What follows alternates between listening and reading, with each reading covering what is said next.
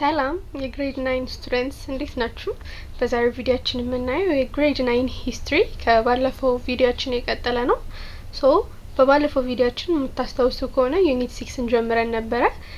ዩኒት 6 እንግዲህ በጣም አጭር ቻፕተር እንደሆነ አውርተናል። በሁለት ቪዲዮ እንጨርሰዋለን ብለናል። በባለፈው አንድ ቪዲዮ አይተናል። ዛሬ ደግሞ አንድ ቪዲዮ እንደግምና በሁለት ቪዲዮ ይሄንን ቻፕተር እንጨርሳለን። ዩኒት 6 ለማስታወስ ቶፒኩን ካስታወሳችሁት Africa and the outside the world from 15th up to 18th century ነበር ያየነው። ስለዚህ አፍሪካና የውጭ ዓለም በ15ኛው ሴንቸሪ ጀምሮ እስከ 1880 ድረስ ያለውን ነው የምናየው ብለናል። በእነዚህ ውስጥ ደግሞ የተለያዩ ቶፒኮችን ለማየት ችለናል። 6.1 ላይ ያየነው ኮንታክት ዊዝ ዘ አውትሳይድ ወርልድ አፍሪካ ከውጭ ዓለም ጋር የነበራት ግንኙነት እንዴት ነበር የሚለው ነበር ያየነው። እንግዲህ ፖርቹጋሎች ለማስታወስ ያክል ፖርቹጋሎች ናቸው ከአውሮፓውያን ሀገራቶች ለመጀመሪያ ጊዜ አፍሪካ ምድር ላይ እግራቸው የረገጠው። ዋና አላማቸው የነበረው ፖርቹጊዞች አንደኛ ይሄ ኤክስፕሎሬሽንስ ወይም አሰሳ የሚለውን ለመስራትና እንደዚሁ አፍሪካ ውስጥ የራሳቸውን ማርኬት ለመገንባት ነበረ። ስለ እነዚህ እንዴት ነጮች በተለይ አውሮፓውያኖች እንዴት ወደ አፍሪካ እንደመጡ አይተናል። ሌላኛው ደግሞ 6.2 ላይ ስሌቨሪ ወይም የባሪያ ንግድ ወይም ባርነትን ነበር ያየነው። ስሌቨሪ የምንለው በኢትዮጵያ በአፍሪካ ታሪክ ውስጥ በጣም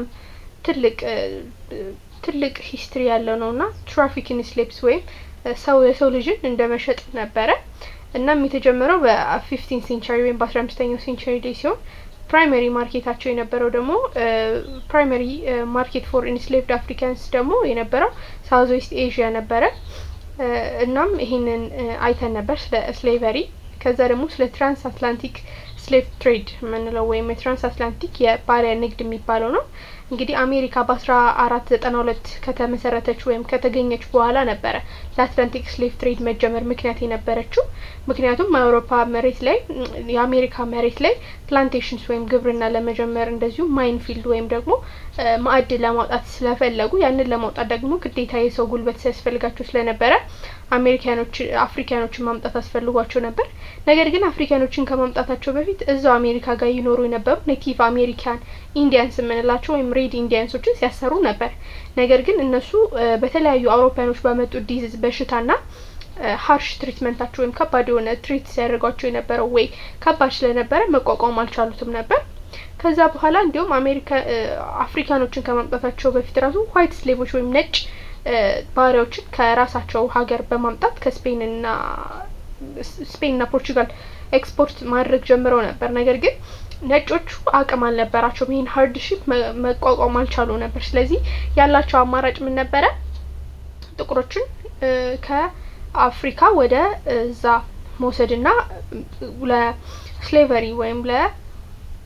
ለባርነት መዳረግ ነበረ። አትላንቲክ ስሌቭ ትሬድ ኢዝ ኦልሶ ናውን አስ ትራያንጉላር ትሬድ እንለዋለን ወይም የሶስትዮሽ ንግድ ነበር የምንለው። ይሄ የሚሆነበት ምክንያት ንግዱ ሶስት የሆኑ አህጉራቶችን ስለሚይዝ ነው። አፍሪካን፣ አሜሪካና አውሮፓን ይዝ ነበረ። ትራያንጉላር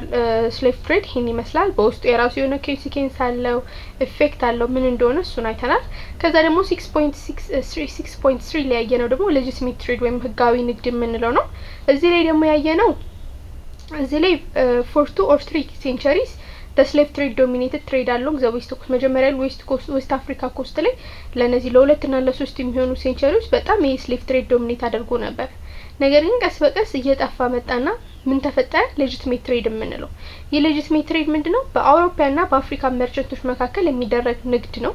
የባሪያ ንግድ አይደለም፣ ግን የሚደረግ ንግድ ነበር ማለት ነው። ስለዚህ ይሄን ይመስላል። ዛሬ 6.4 እና 6.5ን አይተን ይሄን ቪዲዮ ጨርሳለን። ከዛ ደግሞ ሰመሪ ኩዌስችንስ እንሰራለን። ስለዚህ 6.4 ላይ የምናገኘው the white settlements in southern Africa ወይም ነጭ ሰፋሪዎች እንዴት ሳውዝ አፍሪካ ላይ እንደነበሩ ወይም ደቡብ አፍሪካ ላይ እንደነበሩ እናያለን። the Boer settlement in South Africa in 1652 the Dutch trading company established a tiny permanent settlement on the southern shore of South Africa to regulate a trade with the Khoisans። እንግዲህ በ1652 የደች የንግድ ካምፓኒ ትንሽ የሆነች ፐርማነንት ወይም እዛው የሚቆይ ጊዜያዊ ሲሆን እዛው የሚቆይ ፐርማነንት የሆነ ሴትልመንት ወይም መኖሪያ መሰረቱ። የት? በሳውዝ አፍሪካ ወይም በደቡብ አፍሪካ ሳውዘርን ወይም የደቡብ ዳርቻ አካባቢ ላይ ከኮይሳኖች ጋር ንግድ ለማድረግ ሲሉ ነው የከፈቱት ይሄንን ትሬዲንግ ካምፓኒ ማለት ነው። in 1657 van Riebeeck the company commander released some of the soldiers from their contracts and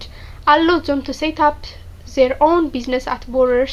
as borers or farmers. ከዛም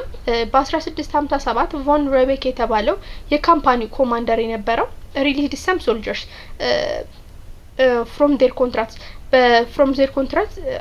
አንዳንድ ሶልጀሮች እዚህ ይሄ ትሬዲንግ ካምፓኒ የነበሩ ወታደሮችን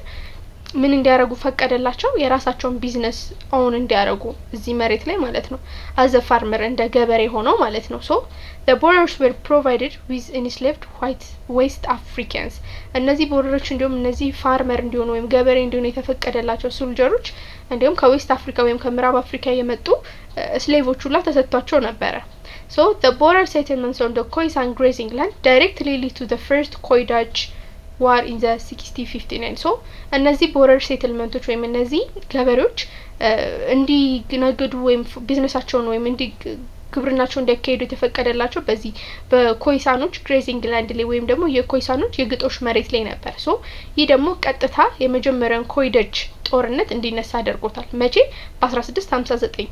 in this violent armed conflict በዚህ ኃይለኛ በሆነ ቫይለንት በሆነ ኮንፍሊክት ግጭት the Khoisan managed to unite and drove the Boers back to their former positions at the coast so በዚህ ከባድ ጦርነት ላይ በመጀመሪያ ኮይሳኖች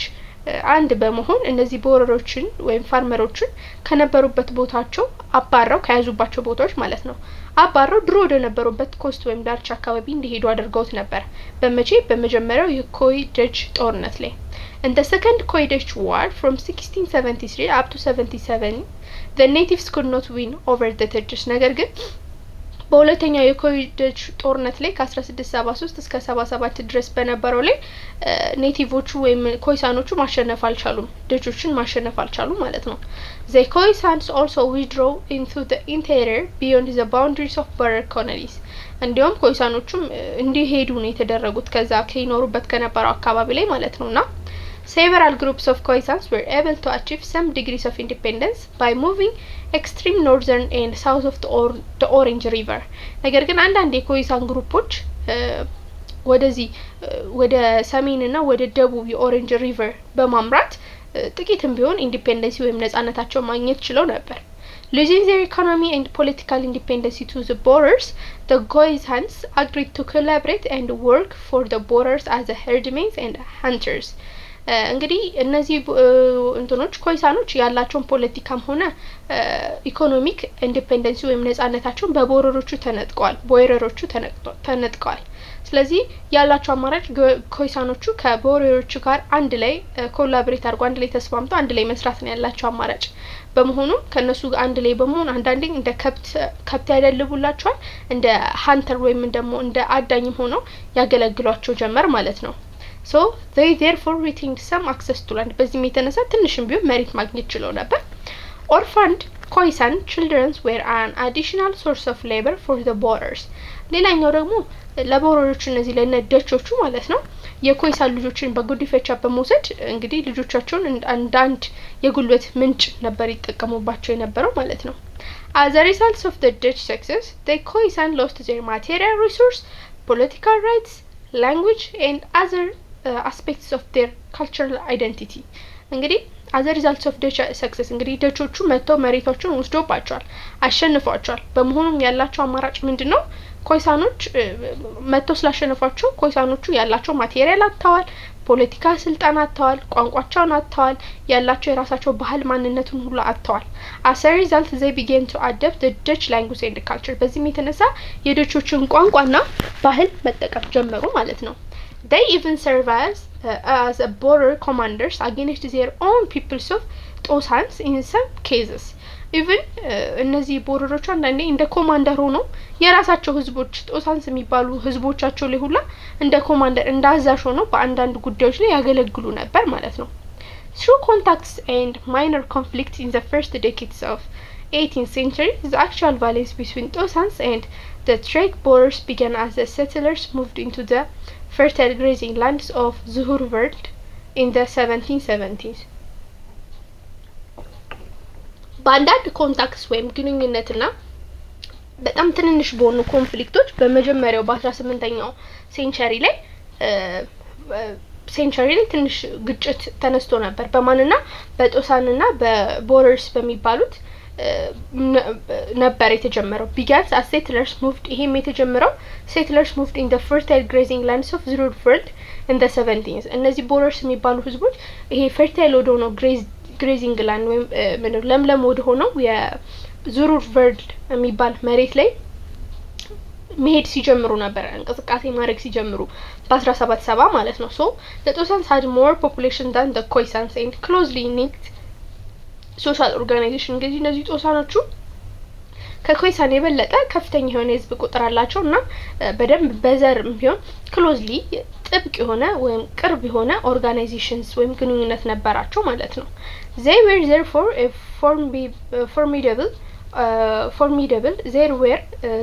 formidable oppositions to the colonists በመሆኑም በእነዚህ ኮሎኒስቶቹ ላይ ወይም እነዚህ ቅኝ ገዢዎች ላይ opposition ወይም ተቃውሞ ማንሳት ጀመሩ the violent conflict between Trek Boers and Tosans began in 1779 በዋነኝነት ከፍተኛ ግጭት የተጀመረው በትሬክ ቦረርስ እና በጦካን መካከል በ1779 ነበርና continued for a century ለሴንቸሪ የሚያክል ጊዜ ቀጥሎ ነበር it is estimated that 9 fortress war took place during this time እንግዲህ 9 ጊዜ እንደ በግምት እንደሚታሰቡ 9 fortress war ወይም ድንበር አካባቢ ላይ 9 ጊዜ ጦርነት አድርገው ነበር nevertheless የሆነውና ግን coming from a strong warrior traditions the Tosans held on to most of Zuruveld until the early 19th century እንግዲህ ባላችሁ strong የሆነ ጠንካራ የሆነ የመከላከል አቅምና ባህል የተነሳ ጦሳኖቹ እንግዲህ ብዙውን የዙርቨልድ መሬት እስከ 19ኛው ሴንቸሪ መጀመሪያ ድረስ መያዝ ችለው ነበር In the 1795 the British government seized the Cape colony from the Dutch settlers for strategic purpose እንግዲህ በ1795 ደግሞ የብሪቲሽ ገቨርንመንት ወይም የብሪቲሽ መንግስት ኬፕ ኮሎኒ ከደች ሴትለሮች ወሰደ ተቀበለ ማለት ነው ለምን strategic purpose ቦታው አመቺ ስለነበረ While the Dutch occupied the Cape with establishing a fresh stations for their crew members, the British occupied it to prevent it falling to the hands of the French. ምንድነው ዳቾች ይሄንን አካባቢው ኬፕ ኮሎኒያን ከያዙት በኋላ fresh station for the crew members ለሜምበሮቹም ለአባሎቹ መቀመጫ ቦታ አዘጋጅተው ነበርና the British occupied it እና ብሪቲሾቹ ቀድመው ያን ቦታ የያዙበት ምክንያት ምንድነው ፍሬንች እጅ ውስጥ እንዳይገባ ፍራቻ ነበረባቸው the occupations of Cape by British caused results in 1830s up to 1840s great movements of Dutch speaking colonies and Boer northward ከዛም እነዚህ ኬፕን ብሪቲሽ መታ ወይም እንግሊዝ መታ በመቆጣጠሯ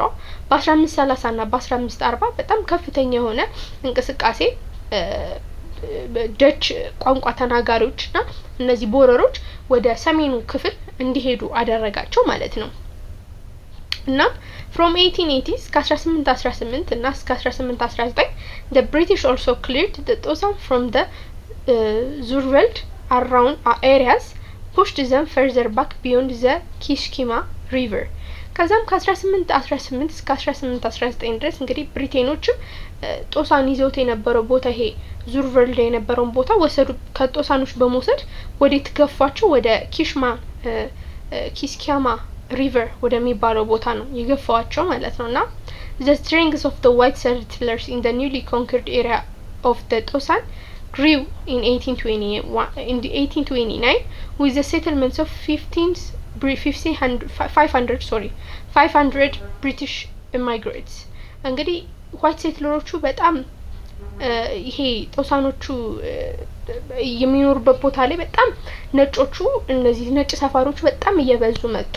እናም ወደ 500 የሚሆኑ ስደተኞችም ከብሪቲሽ ማይግሬት ያደረጉ ሰዎች ይኖሩበት ጀመር ማለት ነው in the sixth war በስድስተኛው ጦርነት ላይ በ1834 እስከ 35 ድረስ የተደረገው the British pushed the Hosan west of the ካይ ሪቨር እንግዲህ በዚህኛው ጦርነት ላይ ድጋሚ ብሪቲሾቹ ጦሳኖቹን ወደ ተገፏቸው ወደ ካይ ሪቨር ወደሚባለው ወደ ካይ ወንዝ ገፏቸው however the disgust of borders the British handed back the territory between Kiskama and Kai River to the Osans and abolished slavery in the Cape Colony ነገር ግን ቦርደሮቹ እንዲወሰድ ስለማይፈልጉ ብሪቲሾች handed back ይሄንን የኪስኪማና የካይስኪማና የካይ ሪቨርን ቦታ ለጦሳኖች በመስጠት እዛ አካባቢ ያለውን ስሌቨሪ አቦሊሽ አረጉት አጠፉት ወይም የባሪያ ንግድ አጠፉ ማለት ነው እና the boarders who used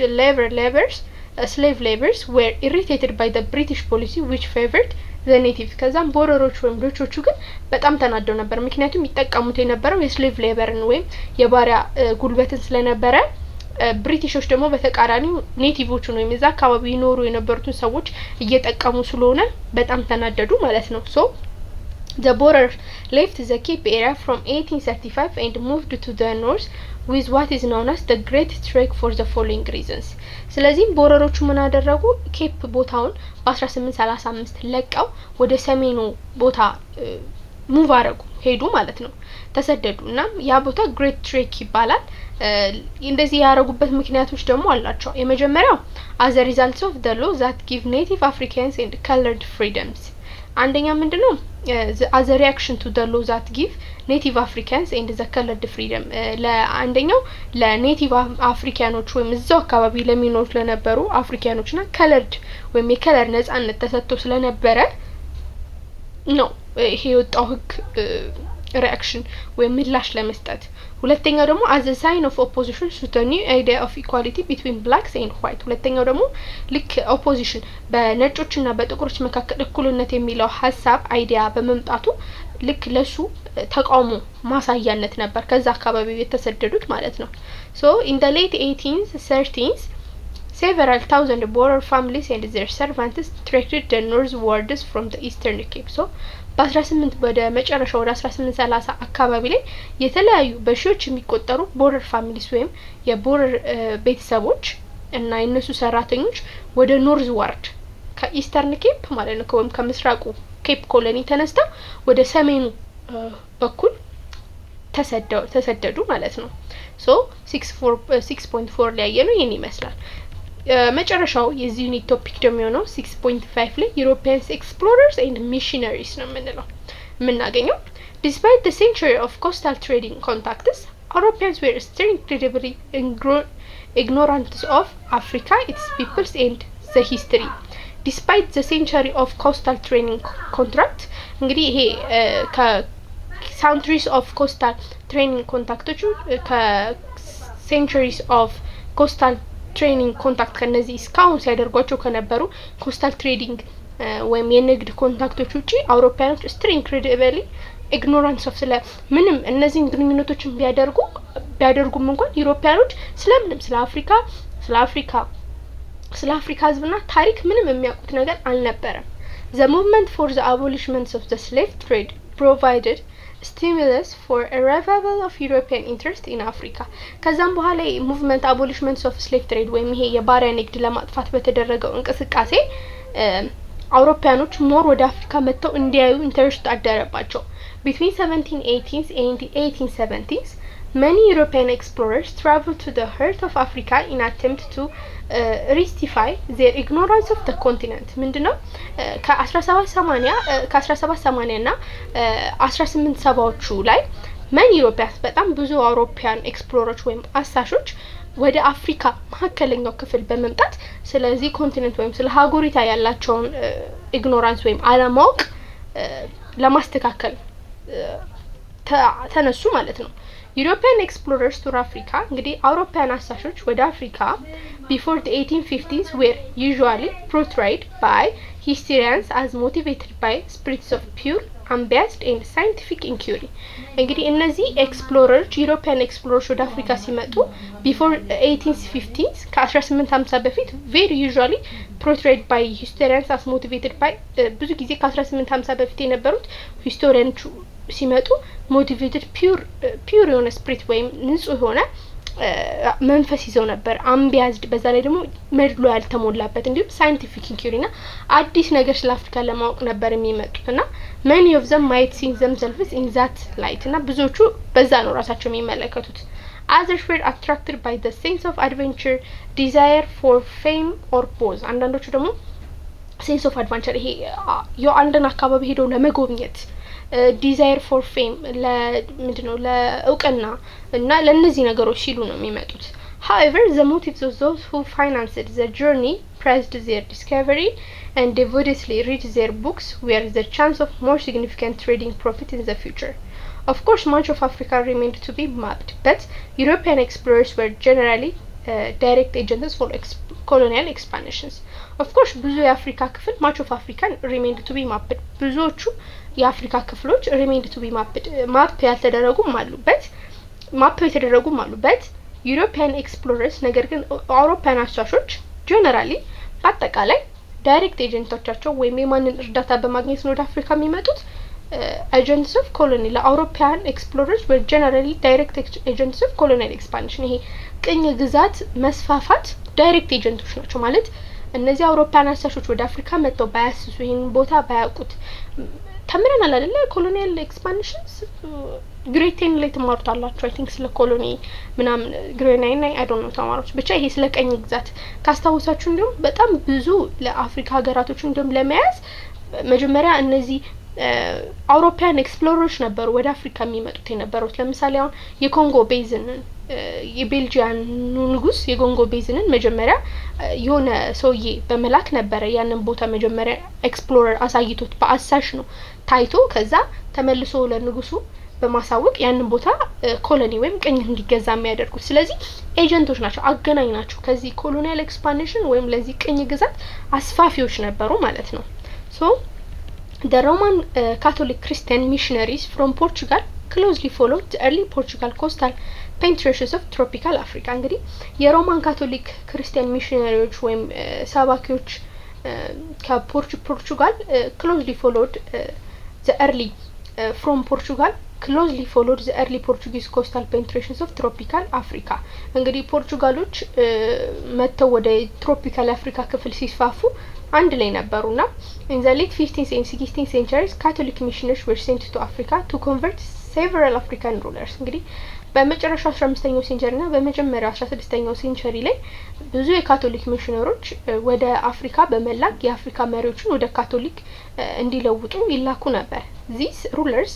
it was hoped would become valuable allies of the Portuguese ይህን ደግሞ የሚያደርጉበት ምክንያት ካቶሊክ ከሆኑ በኋላ ከፖርቹጋል ጋር ጥሩ የሆነ ግንኙነት እንዲኖራቸው ነበር nevertheless when African rulers realized that the strong political motivation behind their presence the missionary initiative was doomed to fail ነገር ግን የአፍሪካን ሩለሮች ዋና ሀሳባቸውና ሞቲቬሽናቸው ምን እንደሆነ ገባቸው በመሆኑ ሚሽነሪዎቹ ያሰቡትን ማሳካት አልቻሉም ማለት ነው Portuguese missionaries were expelled or even killed in one African state after another even እነዚህ ፖርቹጋል ሚሽነሮች ወይ ይባረራሉ ወይ ደግሞ አንዳንድ ቦታ ላይ ሁላ ይገደሉ ነበር this was mainly because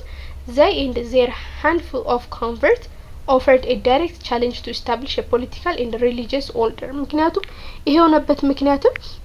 ለመለወጥ ሲሞክሩ ብዙ ቀጥታ የሆነ ችግሮችን በፖለቲካም ሆነ በሃይማኖት ያመጡባቸው ስለነበረ ነው The African rulers were interested in contacts with Europeans but they wanted a new trading opening technical assistance and firearms እንግዲህ የአፍሪካ ሩለሮች የአፍሪካን ሩለሮች ወይም የአፍሪካ መሪዎች ደግሞ ከአውሮፓኖች ጋር ግንኙነት ለመክፈት ፍላጎት ነበራቸው but interested in contacts with ግንኙነት ነበራቸው but they wanted new trading openings technical assistance and firearms የፈለጉበት እነሱ ደግሞ ፍላጎታቸው ምንድነው አዲስ የሆነ ንግድ ለመክፈት ቴክኒካል አሲስታንስ አንዳንድ ከአውሮፓዎች መውሰድ የሚፈልጓቸው ቴክኒካል አሲስታንቶችና መሳሪያዎች ነበሩ ፋይራንስ ነበሩ they did not want a fresh idea that threatened the traditional religious basis of their authority ይሄንን እንትኑ ፍሬሽ አይዲያ ወይም ይሄ ካቶሊዝሙ በሃይማኖት መጥቶ አውቶሪቲያቸውን ወይም ስልጣናቸውን የሚነጥቃቸውን ሐሳብ አይደለም ይፈልጉት As a result, በዚህም የተነሳ Portuguese missionary made a little headway in Benin. Their attempt to convert Oba or ruler of Edo peoples of Benin was abandoned in the early 16th century እንዲሁም ፖርቹጊዝ ሚሽነሮች ትንሽ ወደ ቤኒን ገብተው ነበር እና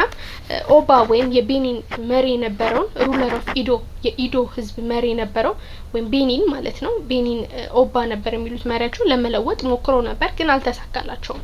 greater success was achieved in Congo where Christian converted became king in 1506 greater success በደንብ የተሳካላቸው ለምሳሌ ኮንጎ ውስጥ ተሳክቶላቸው ነበር where a Christian convert became king in 1506 ተሳክቶላቸው ነበር ለወጡ in ኢትዮጵያ ውስጥ ደግሞ missionaries of a newly founded Jesuits order followed hot on the heels of the Portuguese military assistance to Galaudios in early 1540 ለምሳሌ በኢትዮጵያ ውስጥ ደግሞ ሚሽነሪዎች አዲስ የመጡት ጄሱስ የሚባሉ ሚሽነሪዎቹ ለጋላውዲዮስ የሚሊተሪ እርዳታ ሰጥተው ነበር በ1540 however they had a little success in converting Ethiopia Orthodox Church Christian to the Roman Catholic versions of the faith ነገር ግን አልተሳካላቸውም ነበር የኢትዮጵያን ኦርቶዶክስ ክርስቲያንን ወደ ሮማን ካቶሊክ መለወጥ አልቻሉም ምንም እንኳን ይሄንን ቢያረጉ then in the mid 7th century they were expelled for political interference እናም በ17ኛው ሴንቸሪ አጋማሽ ላይ እንዲያው ከሀገሪቷ ተባረሩ ፖለቲካል ኢንተርፈረንስ ወይም የኢትዮጵያ ፖለቲካ ውስጥ ጣልቃ እየገቡ ስለነበር ማለት ነው looking back from 18th century it was clear that European Christianity as a vehicle for the religious and cultural change had virtually no impact on the peoples of sub-Saharan Africa እንግዲህ ወደ 18ኛው ሴንቸሪ ወደ ኋላ ብንመለከት European Christianity as a vehicle for it was clear that European Christianity as a vehicle for religious and cultural changes ይሄ ሃይማኖትና ካልቸራል ወይም ባህል መለወጥ ላይ had virtually no impact on the peoples of sub-Saharan ሀገራቶች የአፍሪካ ሀገራቶች ላይ ምንም ለውጥ አላመጡም ነበር እና nevertheless during 19th century many European Christian society sent their missionary to Africa ከዛ ደግሞ በ19ኛው ሴንቸሪ ደግሞ አውሮፓያን ክርስቲያኖች በጣም ብዙ ሚሽነሪዎችን ወደ አፍሪካ ልከው ነበር among them ከነዚህም ውስጥ the most important were the British based Anglican Church Missionary Society ከነዚህም ውስጥ በጣም ጠቃሚ የነበረው የብሪቲሽ Anglican Church Missionary Societyዎች ነበሩ it was a prominent in Sierra Leone the Wesleyan Methodist Missionary Society and the London Missionary Society ሌሎቹ ደግሞ በጣም ፕሮሚነንት የበላይ ሆኖ የነበሩት ለምሳሌ ሲሪያ ሊዮን ውስጥ Wesleyan Methodist Missionary Society የሚባሉትና London Missionary Society ነበሩ it had bases in schools along the West African coastal regions የራሳቸውና መቀመጫና ትምህርት ቤት ከፍተው ነበር የዌስት አፍሪካ ወይም ደቡብ አፍሪካ ውስጥ The London Missionary Society initially worked mainly in South Africa. London Missionary Society የሚባለው ደግሞ በዋነኝነት ይሰራ የነበረው በደቡብ አፍሪካ ውስጥ ነበር. Protestant missions also come from France, Germany, Holland and United States. የፕሮቴስታንት ሚሽነሪዎቹ ደግሞ ሚሽኖች ደግሞ የሚመጡት የነበሩት ከፈረንሳይ፣ ከጀርመን፣ ከሆላንድ እና ከአሜሪካ ነበር. የፍሬንች ካቶሊክ ሚሽን ደግሞ followed the latter century እነሱ ደግሞ ይሄንን ከነሱ ቀጥሎ ደግሞ የፍሬንች ካቶሊኮች መተው ነበር ማለት ነው so this is all about unit 6 አጭር ዩኒት ነው እንግዲህ በዚህ ጨርሰናል ስለዚህ አሁን ደግሞ የሪቪው የዩኒት ሪቪው ኤክሰርሳይዝ ወይም ኤክሰርሳይዝ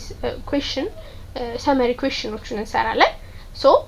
የመጀመሪያው ጥያቄ የሚሆነው ፓርት 1 ላይ የምናገኘው choose the correct answer for the given alternatives ነው የምርጫ ጥያቄ ነው so our first question is what was the triangular trade A the journey made by slave ships B a slave ships C the importance of goods from Africa to British D a slave trade connecting 3 continents በባለፈው ቪዲዮአችን አይተናል በዛሬው ቪዲዮአችን ራሱ ስለ triangular trade ለመድገም ሞክረናል so ጥያቄው ምንድነው የትሪያንጉላር ትሬድ ወይም የሶስትዮሽ ንግድ ነው የሚለው አንደኛ ምንድነው የሚለው the journey made by slave ship ወይም ይሄ የባሪያዎች መርከብ የሚደረግ ጉዞ ነው ኤ ላይ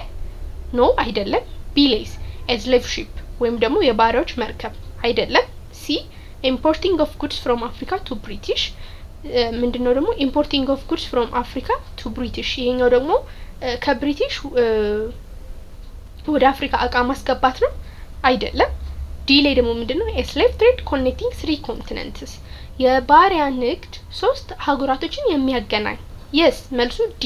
a slave trade connecting 3 continents ነው ምክንያቱም ከስሙ ራሱ እንደሚጀምር triangular trade ወይ የሶስት እዮሽ triangular trade ነው 3 ማዕዘን አይደለ 3 ማዕዘን አይደል triangular 3 ማዕዘን ሲል 3 ዘንጎች ናቸው ያሉት ስለዚህ 3 አህጉራቶችን የሚያገናኝ የባሪያ ንግድ ነበረ so it was the answer is D ሁለተኛ ጥያቄ ላይ የምናገኘው ደግሞ what did slave ship carry to Africa ምንድን ነበረ slave ship carry to Africa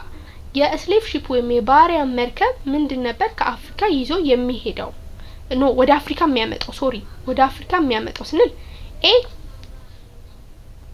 African slaves B clothes and guns D snow C British slave D raw materials አንደኛ ላይ የሚለው ምንድነው ጥያቄውን በደንብ አስተውሉ ወደ አፍሪካ የሚመጡ እቃዎች ምንድናቸው slave ship ወደ አፍሪካ ምንድነው ይዞ የሚመጣው ነው so አፍሪካ እንዴት ወደ አፍሪካ የሚመጡ እቃዎችን እንዴት የአፍሪካ slave ይሆናል A ማለት አፍሪካ ባሪያ ይሆናል አይሆንም B ላይ ደግሞ clothes and guns ልብስና መሳሪያዎች C ላይ ደግሞ British slave ጭራሽ ነው ይሄ የማይሆን ጥያቄ ምክንያቱም እንዴት የብሪቲሽ ስሌቭ አለ ወይም የእንግሊዞች ባሪያ አለ የለም ዲ ደግሞ ሮ ማቴሪያልስ ወይም ደግሞ ጥሬ እቃ ግብአት እንዲሁም ምንም ጥሬ ግብአት ከውጪ ወደ አፍሪካ የሚገባ የለም ስለዚህ መልሱ የሚሆነው ምንድነው ክሎዝ ኤንድ ገንስ ልብሶችና ገንስ ምክንያቱም ማኒፋክቸርድ የሆኑ ጉዶች ፋብሪካ ውስጥ ገብተው የተመረቱ ጉዶች ነበር ወደ አፍሪካ ይመጡ የነበረው ስለዚህ ክሎዝ ኤንድ ገንስ ነው የሚሆነው ሶስተኛው ላይ ደግሞ what good did slave ship carry on their way from America to British እሺ ሌላኛው ደግሞ ምን እቃዎች ነበሩ የዚህ slave ship ወይም የዚህ መርከብ ከአሜሪካ ወደ ብሪቴን ይዞ የሚሄደው ነው የሚለው አንደኛ weapon B clothes C sugar D a slave ነበረ ስለዚህ የአንደኛው ምንድነው የሚለው weapon ከአሜሪካ ወደ ብሪቴን weapon ወይ መሳሪያ ተይዞ ይኬድ ነበር ምክንያቱም ሲጀመር አሜሪካ እዛ ጋር ምን ነበረች እንትን አልነበረችም ሲጀመር እዛ ፕላንቴሽን እና ማዕድን ነበረ ያለባት ስለዚህ weapon ሊሆን አይችልም ፋብሪካ ገና አልቆምባትም ነበር አሜሪካ ውስጥ ቢ ላይ ደግሞ ምንድነው የምናገኘው clothes manufactured good ነው ልብስ ነው ስለዚህ ሊሆን አይችልም ሲ ምንድነው sugar ከዛ ዲ ላይ ደግሞ slave ስለዚህ እዚህ ጋር ሁለት አጠራጣሪ ነገሮች ሊኖሩ ይችላሉ ሜቢ ከሆነ sugar እና slave ነው የሚሆነው ግን slave አይሆንም ምክንያቱም ስሌቮቹ ወደ ብሪቲሽ ተወስዶ ምን ያደርጋሉ ፕላንቴሽን የሚሰሩበት የለም ስለዚህ እዛው አሜሪካ ላይ ነው የሚያገለግሉ ስለዚህ የሚሆነው sugar ነው እንግዲህ ካስታወሳችሁ ከአሜሪካ በጣም ብዙ ፕላንቴሽን ካሽ ክሮፖች የተለያዩ ነገሮች ይወሰዱ ነበር ብለናል ወደ አውሮፓ ስለዚህ ወደ ብሪቴን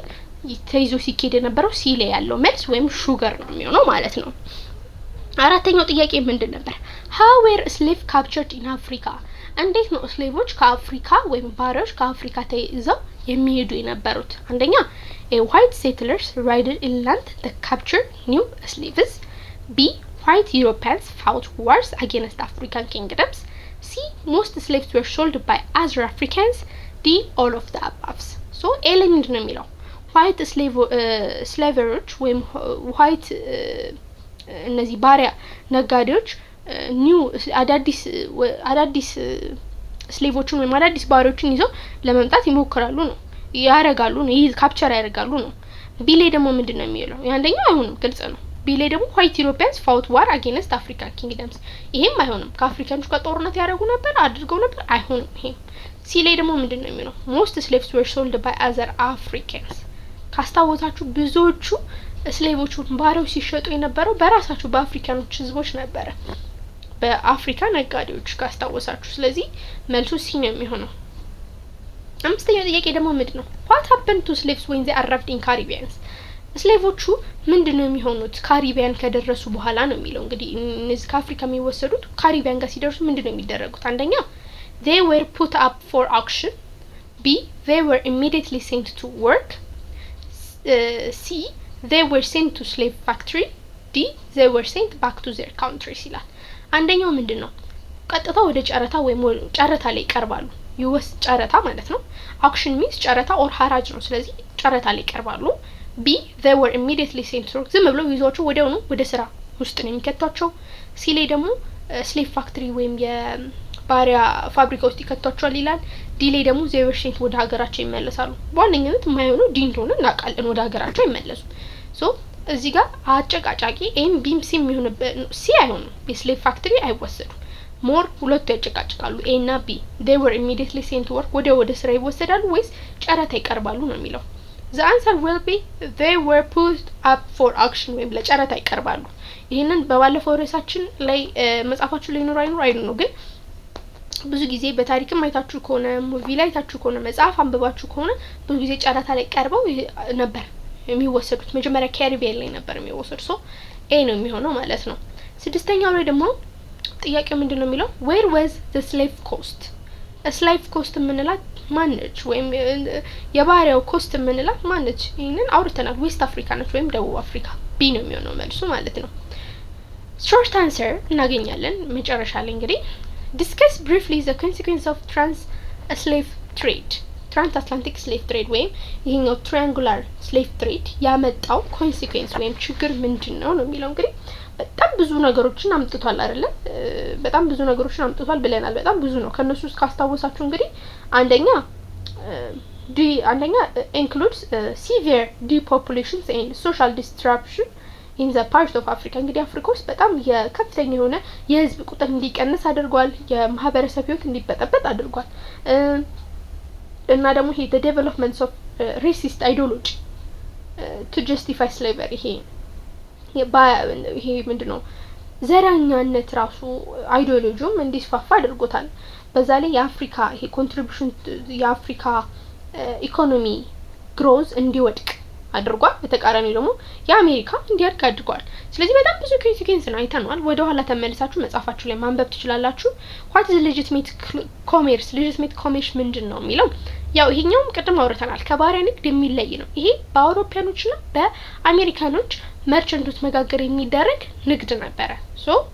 ይሄን ይመስላል ስለዚህ ሾርት አንሰሩ መጻፋችሁ ላይ በደንብ ታገኙታላችሁ ብሪፍሊ ተቀምጦ ወደ ኋላ እየሄዳችሁ ማንበብ ትችላላችሁ ሶ ዩኒት 6 በዚህ ጨርሰናል በቀጣይ ቪዲዮአችን ደግሞ በዩኒት 7 እንመጣለን